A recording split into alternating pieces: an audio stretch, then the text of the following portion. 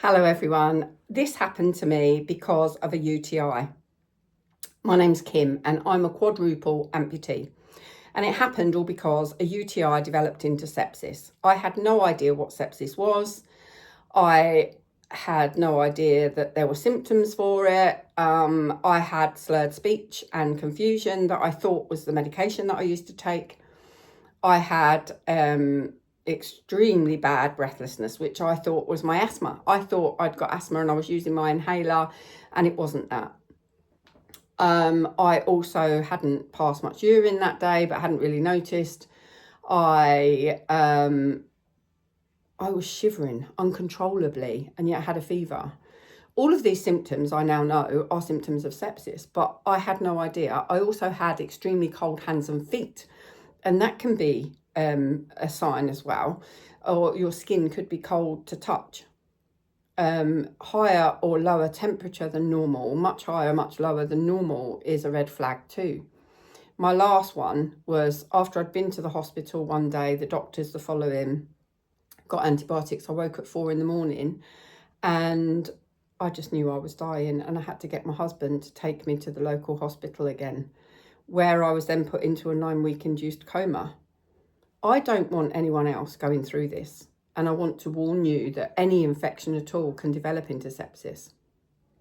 Now, I've had, since that UTI, constant UTIs pretty much, and it's just got to the point where I'm sick of taking antibiotics, either prophylactic, which are long-term antibiotics for those that don't know, or full-strength antibiotics for a week, and then I'm okay for a few weeks, and then I've got another one, and it just was getting worse. And I was just like, I can't carry on like this. This is just ridiculous. I'm going to get immune to the antibiotics and nothing's going to work. So then what do? You know, every time I get a UTI, I'm panicking about sepsis again, which is obviously understandable. So I happened to post something on my Facebook page, and a follower actually said, oh, you know, you need to get Hiprex. Hiprex is really good. So I got that. That hasn't helped, although the urologist in London has actually recommended it. And because I'm catheterized, I now have to take Hiprex 3 times a day when I'm due for a catheter change. So the day before, the day of, and the day after my catheter change, I now take 3 a day instead of 2 a day. So that should now help with that. But I'm on long-term trimethoprim now from the urology clinic for the next 3 months at least anyway, and then I have a review with her. So I'm really hoping that that will, I mean, I didn't really know anything about embedded UTIs until this Facebook follower was telling me about hers, and then another one said, and I'm like, and then they're sending me information, and I started reading, and I'm like, I think I have got an embedded UTI, and that is what the urologist said. It's an embedded UTI caused by the catheter, most likely, and not gone away because it's embedded, and every time you have a catheter change and things like that, which is why I've got to have the Hiprex for a little bit more often. So hopefully this is going to help me out. But you may not know, giving me a like on this video, giving me a comment and sharing, you could save your friend's life or your family member's life, because any infection can develop into sepsis.